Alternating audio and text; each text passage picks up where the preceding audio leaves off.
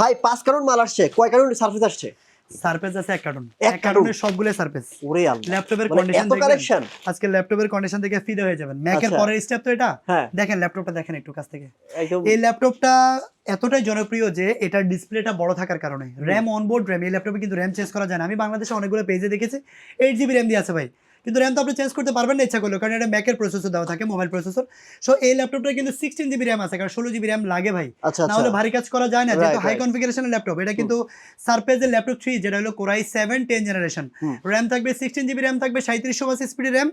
আর storage হিসেবে পাচ্ছেন আপনার 256 জিবি NVMe SSD। ডিসপ্লেটা থাকবে 2K টাচ ডিসপ্লে। আবার সাথে কিন্তু ফেস লকও পাচ্ছেন। আর কন্ডিশনটা একেবারে নতুনের মতো। আমি বলবো সারফেস কেনার সময় আপনারা প্লিজ যে কন্ডিশনটা দেখে কিনবেন, অবশ্যই গ্রেড এ কিনলে 10 বছরের কিছু হবে না।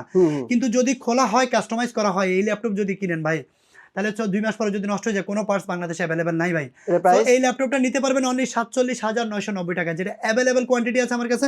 চাইলেই কিন্তু আপনারা 10-20 পিস বেচে 1 পিস নিতে পারবেন।